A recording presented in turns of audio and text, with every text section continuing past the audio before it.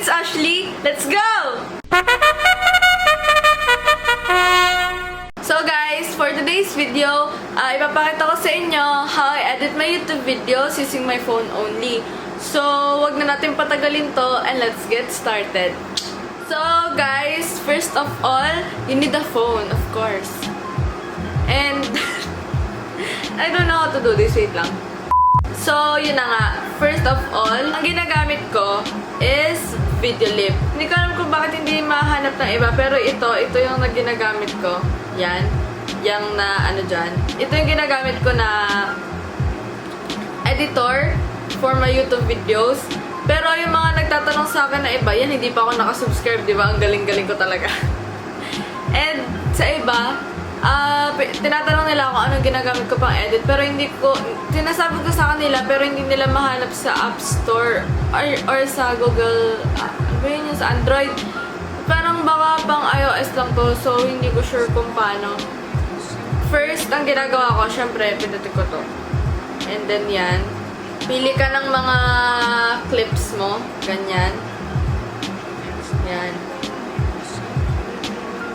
And add to project. So, first, ang ginagawa ko, yan, ginaganyan ko, ginaganto ko, ganto, yan, ganyan.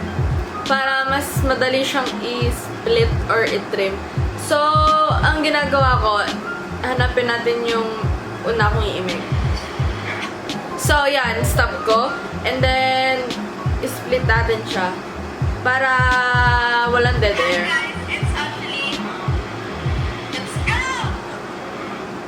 Yan, bago ko patayin yung pag-video ko, split ko na rin siya or i-trim.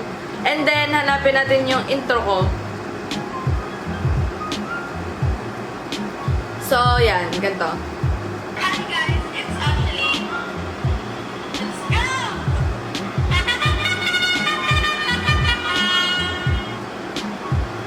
Nga pala, ang isa sa tip din ng pag-ano ko, huwag niyo akong gayahin kasi minsan talaga may dead air ako. Iwasan niyo yung dead air. Kung pwede na i-trim niyo na i-trim or i-split niyo na i-split para lang walang dead air, gawin niyo. Pero, yun, huwag yung gantong may mga dead air. Yan. Dapat ganto. Ganon. Yan. I-split nyo lang ng split. And then, dito nga pala sa editor na to, pwede kang mag-add ng text. Yan. Hindi ako mag-add ng text, pero papakita ko lang sa inyo kung paano. Ganito, yan. Tapos, merong fonts. Pili ka na lang dyan. Ito yung ginagamit ko. And then, ito may animation din. In halimbawa, itong flicker. And then, overall, floating, and then out, scale. So, ganyan. Ay, wait lang. Ganyan. Para makita nyo lang na mabilisan. Ganon. May mga pwede rin siyang colors. Ganyan. And then, may effect siya. Ito minsan nakikita, alam ko nakikita nyo to sa vlogs ko. Yan. Ito, effects na to. Halimbawa, ito. Yan. Ito. Yan. Ito din. Kasi yan lang yung libre. Gusto ko mag-subscribe. Kaso baka hindi na rin kasi mag-aaral na ako mag-edit sa laptop. Pero kasi comfort zone ko to. And okay naman siya sa pag-edit. And then, meron din ditong stickers. Ganyan. Pero hindi nga ako nakasubscribe. Tsaka pinatay ko yung internet ko kasi baka may mga mag-notif. Parang ang pangit naman kapag screen record ako. So, next ay may audio, of course. May music. Wala akong iTunes kasi naka-Spotify ako. And sound effects. Dyan sa video lib din. Dito ko kinukuha minsan yung mga sound effects ko. Pero kalimitan, hindi. And kung nagtataka kayo kung paano nagkakaroon ng music kasi wala nga akong iTunes, di ba? Ang ginagawa ko ganito. Bawa itong music na to. Ito.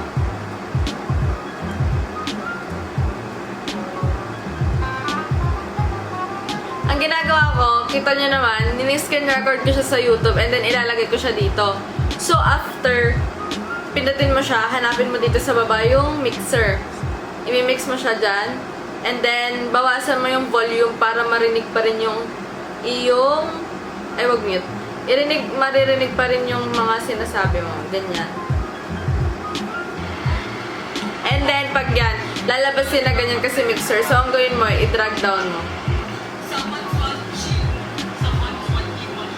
So, yun. Yun lang yung pag-a-add ko ng music. And then, audio yun nga. Doon nga tayo sa music. And filters, depende. Kapag ka yung vlog ko ay parang may film something, ganon, nilalagyan ko siya ng filter. Pero pagka naman yung ganito lang, unlike dati kasi nilalagyan ko, pero ngayon hindi na. And, yun. Yun lang naman yun nandito. So, pag split ka, ganito. Ito yung mga filters, ha. Yan. Yung iba try kasi hindi nga ako nakasubscribe. Kalimitan sa ginagamit kong filter ay ito. Pero binabawasan ko yung... Pero binabawasan ko yung, ano niya, yung amount, like this. Ganyan. Para maganda lang. Ganyan. And then, after, hindi naman sa mga after, pero ganito, may mga opacity rin, and then adjust. Adjust mo kung anong gusto mong brightness, contrast, saturation, exposure, offset, or ano man. And then transform. Pwedeng mag-mirror, i-flip, i-rotate, i-fit, or i-fill. Pero hindi ko yung ginagamit. Ano to, tutorial ng video lip. Pero, so yan, ganito ko nga. Tapos speed, syempre, alam niyo naman sa mga videos ko minsan, yung mabibilis, ganon. Ilalagay ko lang siya sa 2. Or kapag gusto ko yung mabilis na mabilis, i-max ko siya ng 5. Para hindi masyadong boring yung video. Pero nandun pa rin yung gusto kong ipakita. And then may reverse din, hindi ko rin yung ginagamit. And then audio, kung gusto mo yung may music lang yung video mo, i-mute ko. Kung gusto ko, kung gusto ko na may video, I mean music lang yung maridinig sa video, like parang film nga, ganon, i-mute ko yung audio nung mismong video. Meron naman siya, hindi mo na kailangan i-ganyan. Kailangan mo lang i-mute.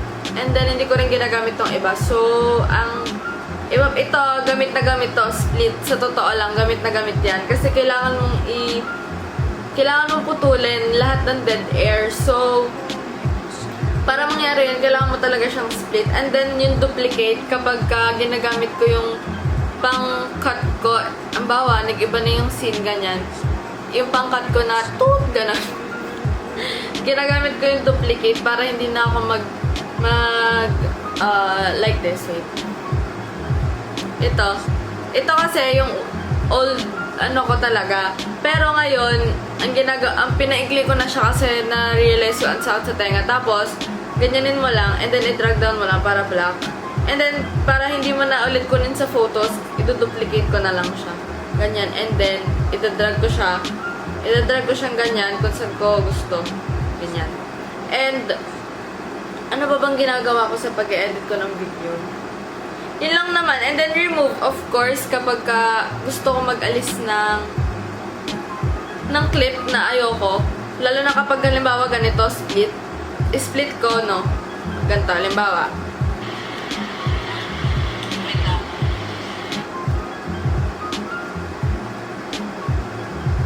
Ganyan. Split natin. Kasi dito ako nagsimula magsalita. And then, itong natira, i-remove ko siya. So, mangyayari ganyan. Nagets niyo ba ako? Yun lang naman yung ginagawa ko sa pag-edit ko ng vlogs hanggang sa matapos ko na siya. And then, dito sa ending, ilalagay ko yung outro ko, of course. Yan. And then, lalagyan natin ng, ng transition. Ang ginagamit ko ay iris out. Yan. Yan. So, yun. May nakalimutan ba ako? And then, pag-export na kayo, ganyan lang. Pinipili ko yung 1080p. Tsaka 30. Hindi ko alam to kung ano to. Pero yan, basta ganyan. Pero 1080p ko siya. So, yun. And then, pipindutin ko yung photos. Yun lang, guys. And, sana naintindihan nyo and hindi sobrang bilis ng pag-edit natin. And, guys, kung talaga gusto nyo mag-vlog ngayong quarantine, gawin nyo na, no? Ano pa bang hinihintay nyo? Huwag niyong sayangin ng oras. Mag-vlog na tayong lahat. So, yun. Kung gusto nyo talaga mag-vlog, go. Gawin nyo na. Agad-agad. Huwag na kayo magpatumpik-tumpik pa. Kung sasaya talaga kayo sa paggagawa ng video, tulad ko, gawin nyo na. Huwag na kayo magpatumpik-tumpik pa. Para, habang tumatagal, nag-grow kayo. Hindi nyo pa sinisimulan. Simulan nyo na kung gusto nyo. And sana itong video na to makatulong sa inyo, lalo na sa mga phone users lang. Sana makatulong sa inyo itong video na to. And nga pala guys, nagpapag-giveaway ako ng Map of the Soul 7 album ng BTS. So, ilalagay ko na lang sa description box below yung link ng video para kung gusto nyo sumali, andun sa baba. So, sumali kayo guys. Please, sumali kayo. Sana may natutunan kayo kung paano mag-edit ng vlog. Kasi hindi, beginner lang naman ako. Hindi naman ako talaga magaling sa editing na yan. So, siguro hanggang dito na itong video na to guys. If you like it, give it a thumbs up and subscribe to my channel kung gusto niyo pa ako makita mag-upload. And ring na din yung bell button to be notified whenever I post a video. Thank you guys for watching and see you on my next video. Bye!